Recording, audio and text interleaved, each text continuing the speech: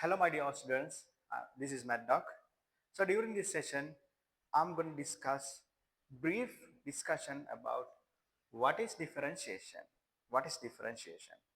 So in mathematics, differentiation act a major role. A major role. Using differentiation, we can find gradient of the function, gradient of the function, and other than that, we have different applications using differentiation. Let's see what is that. Let's see what is that. You consider a function here, geometrical representation of a general function. You say y equal fx. So here x is a variable. Then take this point P, that coordinate we say x comma y, a general point. So along this x-axis, if you give small increment, then this coordinate will be x plus delta x, x plus delta x. Then according to that, corresponding q point coordinate y plus delta y. Y coordinate will be y plus delta y. Okay. Now let's think this way.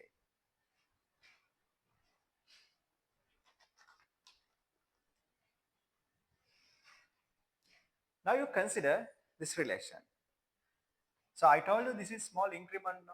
This small increment, but this graph like a curve. So if you consider PQ chord, this we call chord, you take this angle theta we call slope. Then tan theta represent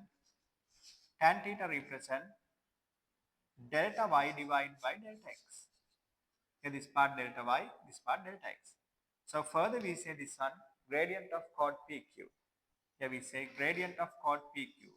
Let's denote by MPQ. Gradient of chord PQ. PQ.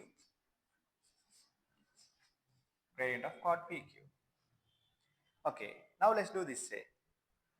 So y, your function y equal fx given, your first relation.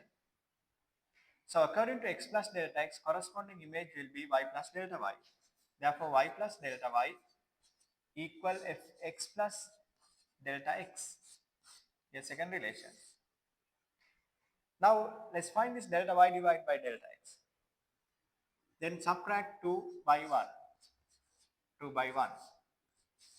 Then y plus delta y minus y equal fx plus delta x minus fx. Then simplify this. Then delta y equal fx plus delta x minus fx. Now you divide by both sides delta x. Then delta y divided by delta x equal fx plus delta x minus fx divided by delta x. Then same ratio delta y over delta x we can write in terms of fx. Okay. Now I'm going to do this say. So this is small increment. I'm going to take that delta x to 0. Let's do that. Then you put limit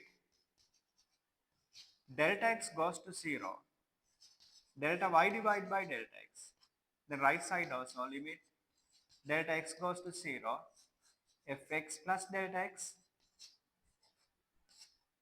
minus fx divided by delta x. Your function notation you can't expand like usual bracket. You can't expand. Okay. Now think what has happened there. So when delta x comes to 0, when it goes to 0, so it comes to here, then it comes to here, then it comes to here, then it comes to here, then it comes to here, it going too close to Q, too close to P. Then point Q along the curve that goes towards P, towards P. So if you consider now chords, so when delta x goes to 0, that means Q point tends towards P. So at that instant, this chord PQ we can consider as a tangent drawn to the curve at P. Okay. So now this is we call tangent gradient of the tangent drawn to the curve at P. Therefore, here onwards, we denote this one dy by dx that represent the function y differentiated with respect to x. Then here you denote f dash x, f dash x. Then this process we call differentiation. This process we call differentiation. So anyhow, you identify by the differentiation that represent gradient, especially gradient drawn to the curve at a general point. P mean a general point. Then by using this gradient, you can find, by using this definition, you can find any gradient of the tangent at a given point. Okay, this is general one. Therefore, by differentiation, you can find gradient at a certain point drawn to the curve.